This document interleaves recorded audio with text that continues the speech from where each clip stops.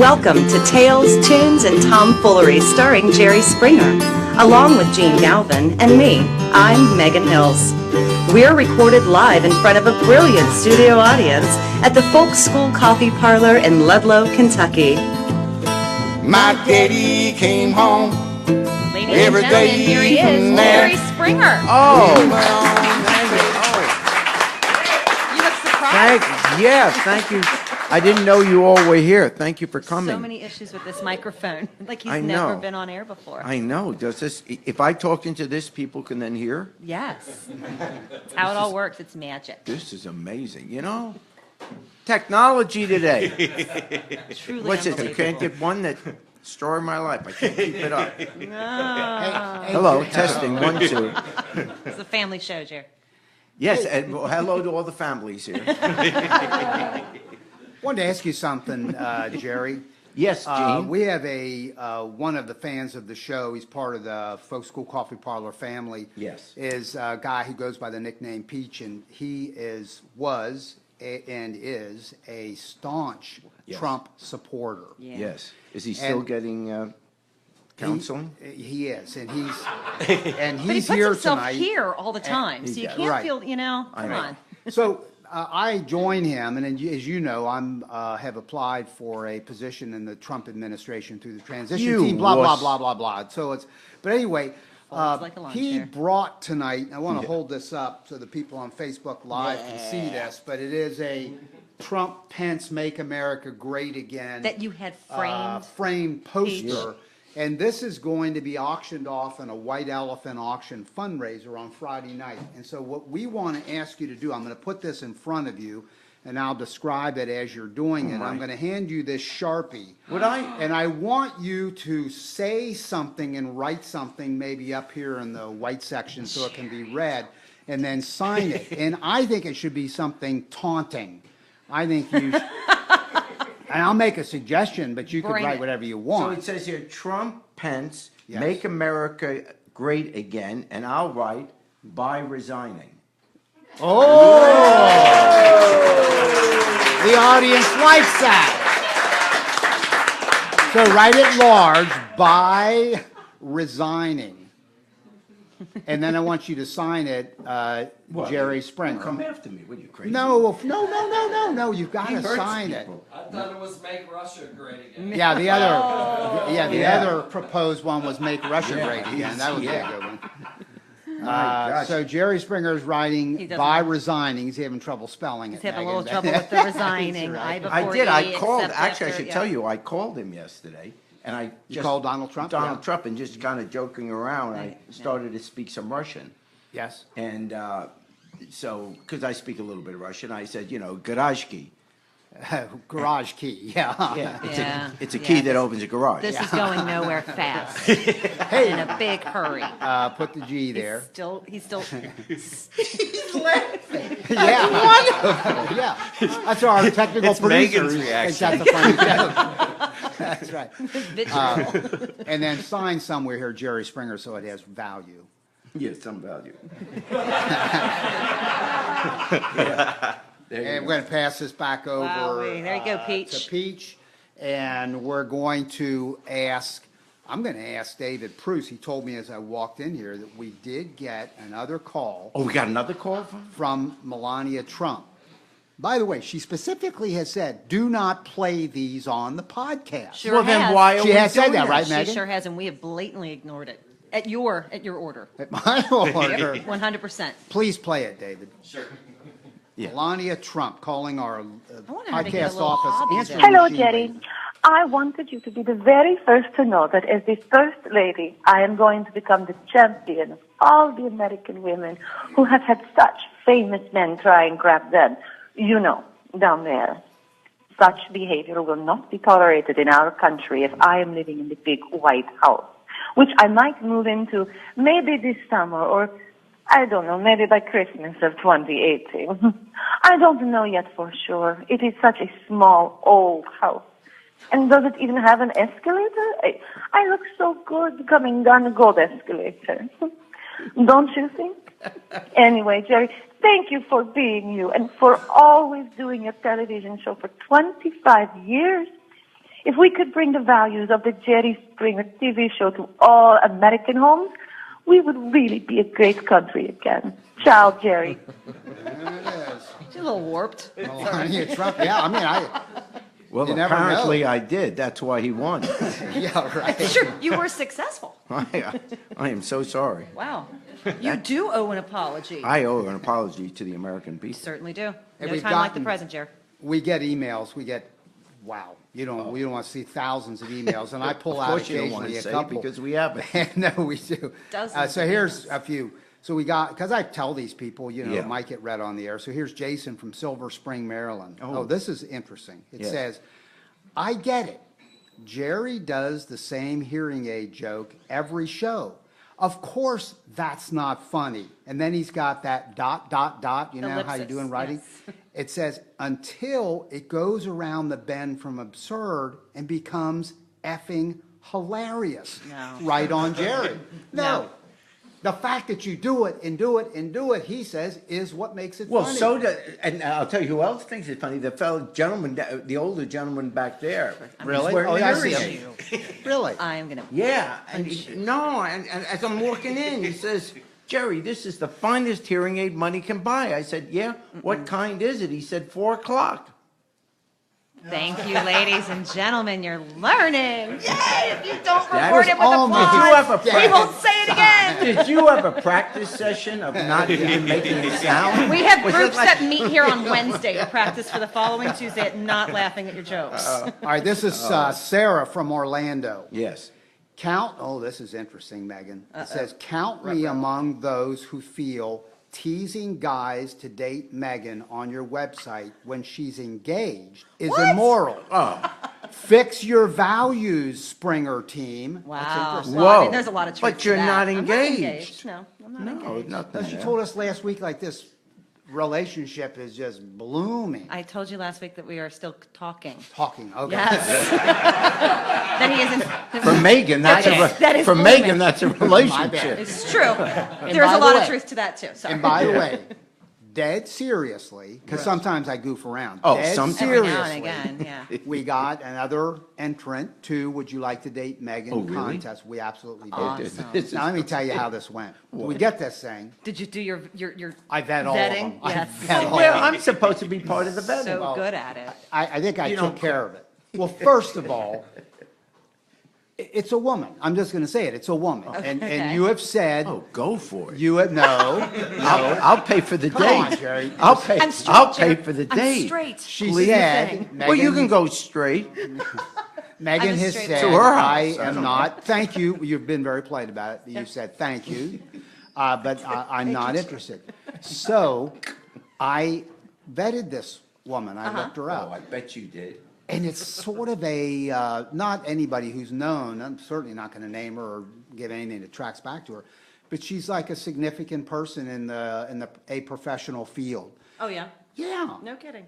And so I sent a message saying, call me, and I haven't heard back. And I'm wondering if somebody, because this could happen, somebody goes in, types in someone else's information and sends it. We don't, we're not. Somebody could have been hacked and they Somebody- sent it to well, the Russians Springer did it. podcast. Could be. I mean, honestly, if I were mad at somebody, that'd be a good way. You know what I'm going to do? I'm going to get you involved with Jerry Springer. Yeah, there you go. All right, here's. Okay. It's great. I mean, I said, Is you that a just- bad I thing? hate you. Yeah, let's try it out. Here's the last You're email. so This is enlightened in some ways, and then this crap comes out of your mouth. It's Megan. just like- Give me 5 up high on that, will you? It's just locker room. It's locker room Yeah, talk. It's just, I can't believe you're the same man in the same head. Oh. It's crazy. So this is, Tyrone sent this email from Los Angeles. It Yeah. says, if Gene Galvin gets the job he's vying for in the Trump administration, will he still be on the podcast? And that's a fair question. First of all, let's be very clear. Gene Galvin won't get any role that he's applying for ever. I Oh, don't really? Why? Oh, really, Megan? Why then am I talking right now, as of today, with the Trump administration about future I administration, want about you a to- very specific job? So if I have no chance, why am, it's not a vague thing about apply for a job. I'm talking about a job. What's this job, Gene? Tell me specifically what you're Boxing talking about. commissioner. No. No, it is when he does rallies and stuff because he loves them. He's going to continue to do them. There's always a rope line. The job I'm vying for is the person who puts up the rope line and takes it down when he's done. So you're a That's the roadie. You're a job. Trump roadie, is what you're Are applying you for. among the finalists for that job? Not a chance. There's no But chance. I guess they call it the rope line guy. I don't know, but that's what Gene I'm Galvin, working Trump roadie. RLG. for. I'm the ropey. Wow. Aim high there, Mr. Galvin. Well, I'm just telling you. I mean, you said there's no job. I'm talking specifically. By the way, Catfish, the owner of the Folk School Coffee Parlor, yeah. was sworn in last week for the Yeah. Ludlow City Council. Where is he? I don't know where he is. And I was there. Is that when what- it Oh, were you really? happened. I Is was. that Oh, what you? that's cool. Is that what you wore? Can we turn the camera around? No, I look sharp. He did. You were Catfish- dressed up. He was He dressed was up. dressed up. He had a top Not like a coat. homeless coat, yeah. Yeah. Not like a homeless Yeah, top coat, coat, he homeless says. Yeah, top coat. He was wearing a tie, dress shirt, the whole deal. Well, It was good Mary for got you all you. very fixed up, impressive. huh? What advice would you give Catfish, since you were on city council in Cincinnati for years, and that's just across the river from where we are? What advice would you give him as a new council member? Same advice I gave to Trump: resign. No. Do us all a favor, for God's sakes. Come on. I already No. spent all your campaign money. Yeah, yeah, I was the big contributor. So, you know what? At the city council level, service. We handed out. Remember, we had a one-page Called a service directory. a service directory, two sides of one, and good paper. In other words, cardboard, whatever. Yeah, yeah. And this could be done digitally today, but Yeah. but it was Where stuff. it was every possible service that the city provides with a phone number to call. Anything from a dead animal to my pipes to the traffic light isn't working, whatever it is. I mean, literally several hundred services. And we just handed it out, thousands and thousands to everybody in the city. And your name, seriously, prominently at the top. So Yeah, you so it got- had political benefit Yeah, as political well, benefit. obviously.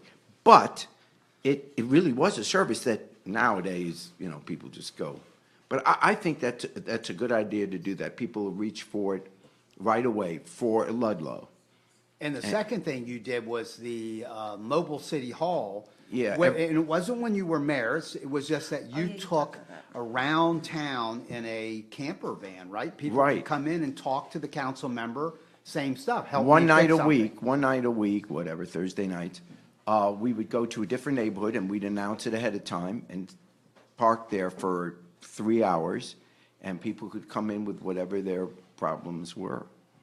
So what I'm saying is, at this level of government, it's not about great speeches and, visions. It's provide service. Because this is where it's the most important level of government, other than obviously nuclear war at the national level. But really, because this is the level of government that provides services. Every problem that cities have, the cities are the receptacle for all our nation's domestic problems, because the cities are where oftentimes people of low income live, where they have the greatest need, and then now you have the artistic community coming as well. So you've got all kinds of issues, and this is the level of service. This is the entity which delivers that service. You're in state government, you're governor, that's great, you could, but you're not touching people's lives every day. Like you, believe me, when the snow doesn't get cleared, they're calling you. If the streets are flooding, they're calling you. And so think service, as if you're really their attorney or whatever, not to file suit, but to provide a service. All right, if you have any advice, concerns about anything you need done, call Matt Catfish Williams. City council member in Ludlow, Kentucky. Doesn't matter where you live if you're hearing us, because we have listeners in England. Matt Call Catfish Matt Williams. Catfish We're in Williams. England, yeah. Right, and he will. Really, if you're just having a yeah. bad day, you can give him a call. If Yeah, there what? is, If you're just having a bad day, Yeah, if you have a just give bad him a day, call. yeah. Yeah. He's a nice you guy. need He'll a talk you date. down. No, I mean, he's married, but he Married might doesn't know mind. He'll somebody. go on a date. He knows somebody, you know. Is that possum still? So, Go get him. Right. Hey, Jerry. Yes, let me ask Gene. you a serious question. Oh, no. In the, well, impending Trump administration, there have been some studies done about Trump supporters. And you have properly stated in the past, because it is a fact, most of America wanted Hillary Clinton by 2.5 million, maybe going up to 3 million votes by the time they count them all, which is a solid 2 percentage points. And as you pointed out in the past, that makes the polls correct. The polls were wrong about whether Individual states, yeah. individual states and in the electoral college. But for the country at Trump large, won. the polls said about 3%, and she's going to wind up pretty close to 3%. It's now up to 2.8 million, and it keeps growing every day. So, you know, by the time people actually hear this podcast, it may be over 3 million, which is 25 times larger victory than John Kennedy had over Richard Nixon. 25 times larger margin of victory. So the only point of saying that is, let's not get carried away. You know, Trump is the president, at least right now, but that's not to say that America stood up and said, let's have Donald Trump. A lot of people did, but not most of them. And I think that's important, you know, when people start saying, oh my gosh, is this what America really is, and et cetera. So I believe right now, understand, I'm a partisan, and I'm liberal, so you have to weigh that with everything I always say. But I believe right now, history books, unless something happens that we don't, you know, yet know, of course. But I think history books will look back at this, and there will be an asterisk next to his presidency. Not just because it's, at least in 150 years, the largest vote that the losing candidate, that the president actually lost by. So that'll be one reason that kids will remember this. But what I heard today when they were talking about having, for example, the investigation in the Senate on the Russians, and the Trump campaign was saying they're just trying to illegitimize his election. And if it was illegitimate, let's find out. I mean, if it were honestly won, end of story. But that's what we still have to find out. The argument to raise the issue about whether even the number of votes he got, it wasn't more than Hillary's, not by a lot, but he did get a lot of votes. And those votes really raise into question, how did he get those votes? Clearly, some of the people just love him, believe everything he says, whatever, that's who they want. Or they're diehard Republicans, and, you know, unless you're currently in prison, if you're a Republican, they're going to vote for you. And by the way, there are people that are Democrats that are the same way. They'll always vote Democrat no matter what the case is. But there's more than that. This isn't just sour grapes. There were significant issues which would affect at least 1% of the vote in Wisconsin, Michigan, and Pennsylvania. Understand, Wisconsin, Michigan, and Pennsylvania, Trump won by about 1%, sometimes a little less. So anything that would change that 1% would have made Hillary the president. Now, what factors were at play? The first is the phenomenon of what we're all hearing about now, fake news. Now, what you often hear from conservatives and the right wing is, oh, the liberal mainstream media. Let's take a look at how liberal that really is. I mean, with Fox News, which is clearly the #1 cable news, and talk radio,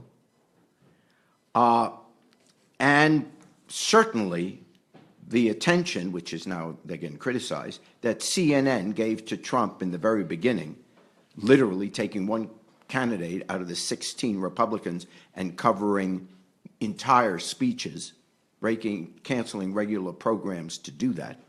It's pretty hard to argue that the mainstream media, didn't give Trump that great boost.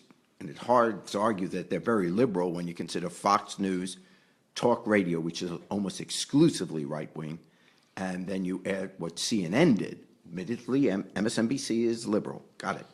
But all the others, so that's number one. But let's think about the media to begin with. First of all, newspapers, which admittedly are fading out in terms of importance.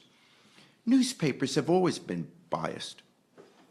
The election of 1800, Jefferson bought one newspaper, Adams bought another, and they ripped each other apart. The Spanish-American War, the Hearst papers, drilled for America to get into that war. But newspapers being partisan didn't much matter in American history because most cities had more than one newspaper. Even in Cincinnati, you had the Inquirer, very Republican, the Cincinnati Post, which was much more liberal or Democrat. In New York, yeah, you got the New York Times, but you also have, of course, the New York Post. And so, and then New York had 5 to 7 newspapers when I was a kid. So there were always lots of newspapers. So the fact that they were biased didn't much matter because you could always find a newspaper that articulated your point of view. But in the 1950s, television came along. And television started with, once television decided to cover the news, which really started with the assassination of John Kennedy, there were only 3 networks. And in the beginning, only 2 had news. ABC didn't yet have a full news department. They had World News Roundup, where they ran newsreels. But starting in about 63, you had major news. Now, because there were only 3 networks, they had to make sure that the networks were objective as much as possible. So we grew up, of my generation, our generation, Gene, we grew up with Walter Cronkite, for example, ending every newscast with, that's the way it is, December 9th, 1900 and whatever. And that we grew up believing that whatever Walter Cronkite said, that's the way it is. But of course, that wasn't the way it was. Because news is honest, it just doesn't always tell the truth. Now, what I mean by that, it's honest, that it doesn't go out of its way to lie. In other words, Walter Cronkite or Huntley and Brinkley, whoever the anchors were, Dan Rather, Brokaw, they don't say that the president said one thing when in fact they know he said something else. In other words, they don't lie. The reason they don't tell the truth is because who knows what the truth is?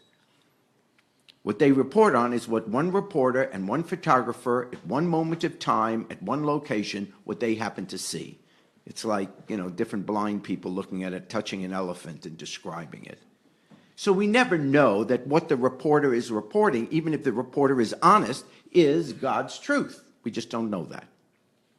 But still, we could go to sleep at night knowing that these news anchors were doing the best jobs to state one set of facts, and then we could draw our opinions from it. Then came cable news, and that's when it all started to fall apart. And cable news, because it couldn't be run by the FCC, because it's not the airwaves, cable news could be as partisan as newspapers were. And Roger Ailes, the genius that he is, decided, why not, instead of trying to be objective, let's try to sell news to a particular demographic, give them what they want. So he created a network which would give the right wing exactly what it wanted. And to taunt the left, he would come up with that slogan, fair and balanced, knowing full well, that he was purposely not doing that. And then MSNBC came the other way and said, let's do liberal. So now we've got that, and then we have social media, and now there is not just one place to get the facts. So you start out with the bias of regular media, even if it's not mainstream, just the bias that they now buy into. And we all shop for the news we want to hear. And I admit, oftentimes I'm in no mood to hear something contrary. It's been a long day. I just want to watch MSNBC and at least have someone who agrees with me. So we all fall into that at times. It's not like every single night I'm watching Fox and MSNBC and CNN exactly the same amount of time. This is what is new this time. We've now gone to something else called fake news, where there are websites and entities that are now making up the news on purpose. I mean, they know what they're doing and they're selling it. In fact, they were interviewed on television a few days ago. The guy gets paid for making up these stories. It is fake news. It's not, they won't argue with you that it's real. They say, no, it's fake news. We sell it, like you sell comic books. They sell fake news. The problem with, and they've sold horrific stories, other than just fake stories. They sold the story you heard of that Hillary Clinton was running a child pornography business in the back room of a pizza place in Washington, D.C. Some guy, and it had a wide audience. People started believing it. A guy showed up with a semi-automatic and started blowing holes in the place. Luckily, no one was killed. Fake news. So let's get back to the Trump thing. People are listening to this and making a political judgment on this. And that's why when you talk about the legitimacy of his presidency, if people are voting on incorrect information, maybe they didn't even start out as partisans. They're just, hey, yeah, I heard about this guy running for Trump for president. What's he running against? Hillary? Yeah, I haven't voted before, but let me read something on him. And they go to that website or they read that story. Now, how do I know that had worked? A poll came out this past week, which would be, as you listen to this, the first week in December. They just polled Trump voters. A national poll of Trump voters. For example, and this is fake stories, 40% of Trump voters believe the stock market has gone down since the day that Barack Obama became president. The truth, as you know it, is, if you saw this morning or this afternoon, the close, it's tripled. The stock market is 3 times as high, just about 3. It went from 6,000 to almost 20,000 now. So yeah, it's 3 times, what am I saying? 3 times, it tripled, the stock market went up. 40% of Trump voters believe the economy is in such bad shape that the market is lower than when Barack Obama became president. Unemployment. Unemployment, when Barack Obama took office, was 7.8%. It is now today 4.6%. Almost cut in half. 67% of the people who voted for Trump believe that unemployment is higher now than it was when Bush left office. 40% of the people who voted for Trump think that he won the popular vote. 60% of the people who voted for Trump believe that 3.5 million illegal immigrants cast ballots. 3.5 million illegal immigrant votes in this past election. 60% of Trump voters believe that. 73% of Trump voters believe that George Soros paid the protesters at the Trump rallies. Now, the point of this is, we now know how many people who voted for Trump actually had a reality that is off the planet. It's not like they're bad people. It's they have gotten misinformation. This isn't like a different point of view. It isn't like, well, they're conservative rather than liberal. It's that they literally have information that is absolutely the opposite of what happened. So how did this not have effect of their votes? So when you only had to change 1% of the vote in Wisconsin, Michigan, and Pennsylvania, and you had 60% of Trump voters being totally misinformed, from Hillary issues to economy issues, how can you say he legitimately got those votes? Even if he didn't do it. Just that the American people didn't know, a group of them didn't know what they were voting for. That's why there's an asterisk next to his name. Because it wasn't someone who was elected based on proper information having nothing to do with political philosophy. One more thing. I haven't even gotten to the issue of his lies and people believing that. Remember when he said he's going to drain the swamp? Do I need to say that his cabinet picks? Remember he was attacking Hillary for being too close to Wall Street? Yeah. What, 4, 5 of his top cabinet picks are from Goldman Sachs? Virtually every one of his cabinet picks, except for Ben Carson, is a billionaire at least.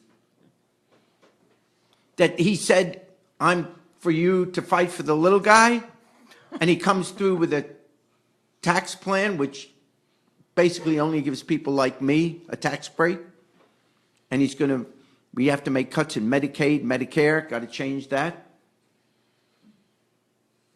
I'm sorry. This was not an election where there was one set of facts, and now let's decide who you want to vote for based on this is the reality, where do you want to go from here? Because the here is totally a disconnect. We have to think about that over these next 4 years. This is not a person elected that reflects the views of most of the American people. There's a significant part of the American people who apparently, and I'm not guessing at this, there's the evidence, they were misinformed. We're paying the price for that.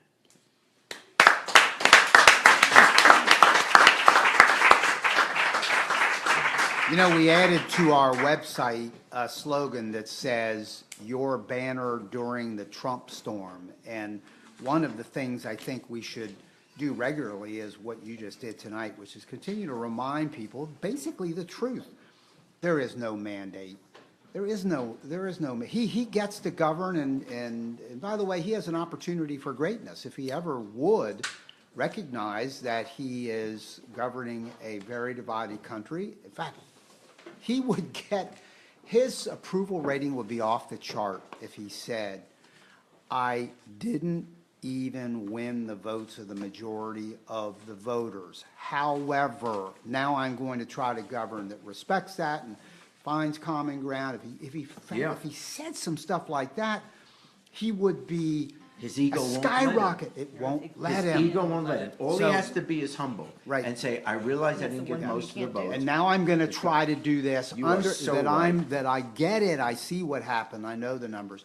And the fact that he won't do that, I say, screw him. Then we're going to be the reminders throughout this, at least occasionally, if not often, of those kinds of facts which you brought forward. That was, I think, a PPP poll, which Yes. is a reputable Yes. poll that ran all through the election, et cetera. Let's give a round of applause to Dillon Walshe, who just sat down. Oh, hey, Dillon. Let me tell you a couple things about Dillon. We're going to ask him to do a song. He's from Dublin, Ireland, and also now lives in Nashville, Tennessee. records on the Muddy Roots label, and as soon as you hear that, whenever you hear that, Dillon, you know this man or woman is legit, because that's a significant label in this modern world with roots music. I know you would say that too. It's a great label to be on, right? Well, I respect all the artists that are on there fully, yeah. Yep, Completely. it's Some very friends cool. as well, you know. Where'd you get that accent? I like his guitar. The guitar is beautiful. Yeah, there are a lot of Irish people in Chicago, you're right. Or Cincinnati, right? Yeah. Right. And Dillon's first song is called At Sea, written by Dillon Walshe. Do it for us. Yes, this is a conversation between a father and a son. You were talking a lot about how politics and things were different in society in the past. Nice. This would be a generational kind of conversation between the father and the son in that respect. Okay.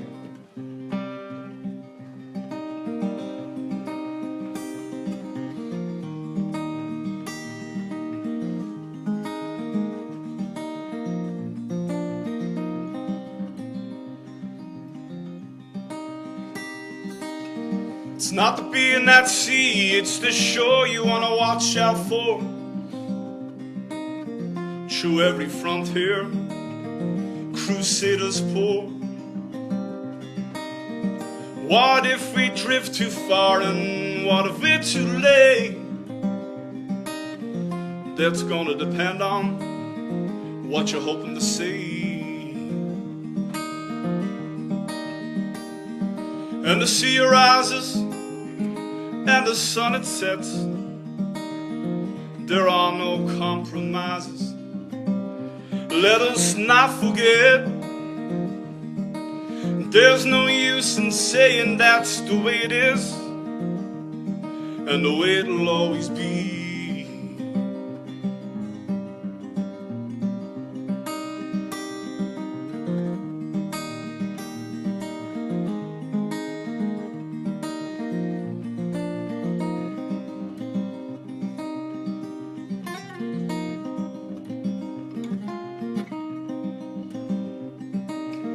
Walking you free when nobody believes in that anymore.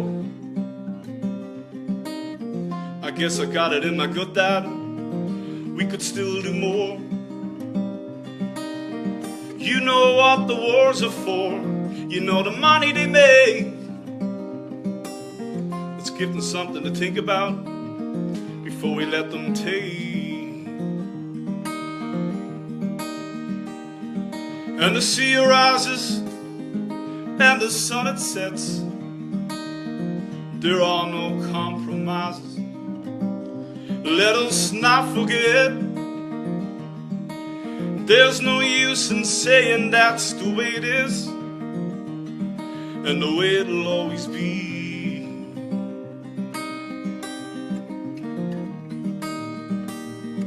Have you figured out what we're out here for? We're not helping anymore.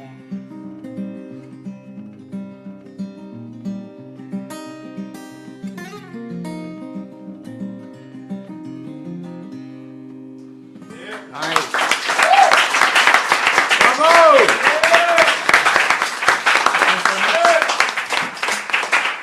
That's Dillon Walshe. And by the way, you have an album out called Live from the Soul Hell Cafe. That's a great, or it's due out in the soon, or is it out now? Well, that was a gig that it's actually a name of a venue in Germany. Okay. The engineer forwarded us the recording and we put it onto a CD, but I'm due to release my first studio album next year, which I'll be recording this winter. Okay. And you hail from Dublin, Ireland, correct? Yep, that's right. Great That's city. yeah, it's Great a great city. city. Down the southeast coast. Yeah. I have family from Dungarvan, which is near Waterford, Waterford County, not too far from there. So, It's a very pretty part of Ireland. in fact, if I could real fast, it makes me No. think of my brother. No. Dillon, I'm here for you. I'm here for you. thank you, Dillon. I have a Dillon. brother, Jerry and Jim. And so our family's a very bright family in America. And when they were little children, and Megan, this is how I knew it, hate because you. when they were small children, Dillon, my brother Jerry went to the pharmacy. I don't know if that's what you call it in Ireland, the pharmacy. Chemists. The chemist, the Yeah, chemist. the chemist. And he went to the chemist and he said, What'd he say? I would like to Jerry. buy a box of sanitary napkins. I don't know what else to call them, Megan, but sanitary napkins. This is awesome. And, and the chemist said, are they for your mom? And he said, actually, they're not. And he said, well, are they for your sister? And he said, no, they're not for my sister. And he says, well, I need to ask, who are these for? And he says, they're for my brother Jim, because my brother Jim saw an ad on television that says that you can swim and bike if you wear these. And he can't do either one. He's going to wear them and see if he can swim and bike. Thank you. Thank you. No. Hey, Internet privileges revoked. That's it. No more That- looking up jokes for that- Jim. What brought you to part of Nashville? what part of his song made you But think you, of I that? know. How did you get there? What was there a particular line in it? It was When an you Irish have the chemist song. scourge of creativity that I have, things are just You have flying, the scourge flying, is what you flying. got. I got And you can things- get shots things for that. Trigger. You should go to the chemist and get shots Yeah. for your scourge. What took you to Nashville from I'm Dublin? glad I inspired you. Don't encourage him. Don't encourage him. Belgium 3 years ago, I went to a festival. I wasn't booked at it, but I brought the guitar and one of the acts pulled out, and I replaced them. And it turned out that the crowd were from Nashville, called Muddy Roots. And they invited me over to Folk Alliance 3 years ago Wow. in Kansas City. Wow. And ever since then, I've kind of been coming backwards and forwards. Nice. And I finally moved here in February. Well, we're real glad you came this way on your tour, and I know you performed before the podcast started tonight. You Yeah, had yeah, a played a session few going on songs outside. here at the Folk School Coffee Parlor. I always like to give shout-outs for them. If you're a touring artist, you've got to come here. You've got to put the Folk School Coffee Parlor on your list in Ludlow, Kentucky. It's a I great walked in place. on your act. Sure No, you did. really, I I opened the door and people are clapping. I say, isn't that nice? And I'm waving, and you had just finished the song. They were clapping around. Like an idiot. I think they're going, Just oh. assume they were all there for you. You stole the limelight. You took the pressure off me. Yeah. You have a second song called Where Dublin Meets Wicklow, correct? Yep, Would you do it? I will indeed. This is We're Dillon talking Walsh. about where I'm from. This is where I'm from. Okay.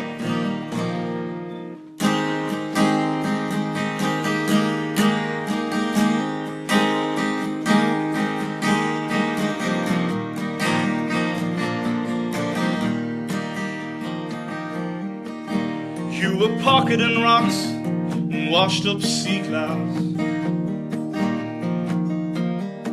Said you were taking them back to Maryland, back home to your dad. A Connemara ring on your hand.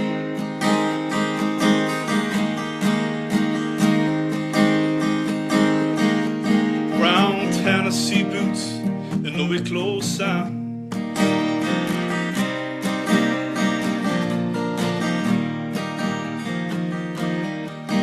I was thinking that the coast never seems to change.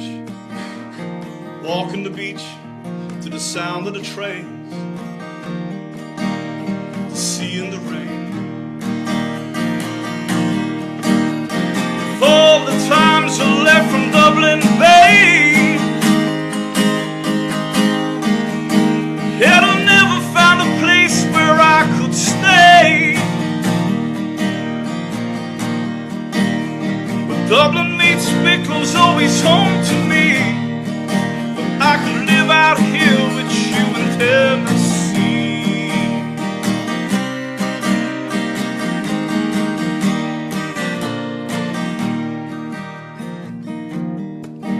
From the Dodder to the Dargle, the Dalgany. From the rivers and the mountains down to the sea. The quiet workhouse, the cemetery, between the right-down baronies.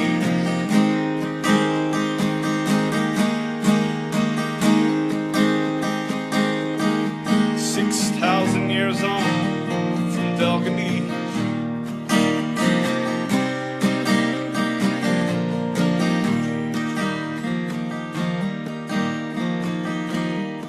By the main road the old village lay scattered around, not even sure what they call my home or town.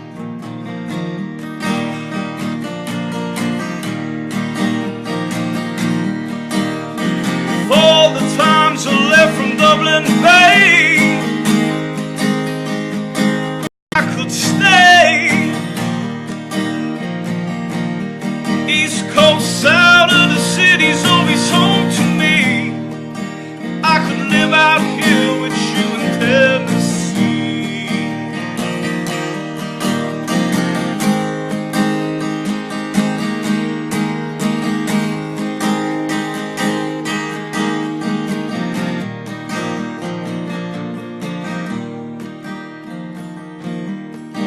I could live out here with you in Tennessee. Yeah. Nice. That's a really good song. That's Dillon Walshe. You can hear him on Muddy Roots Records. And Dillon, would you take us out on Good Night, Irene? I shall. And Jerry Springer from New York City will do the second verse with you if you're Well, I tell you what, this will be a career maker for you. I'm a big fan of that, Belly. Yeah, there you go. Yeah. Dillon Walshe. Last Saturday night we got married. Me and my wife, we settled down.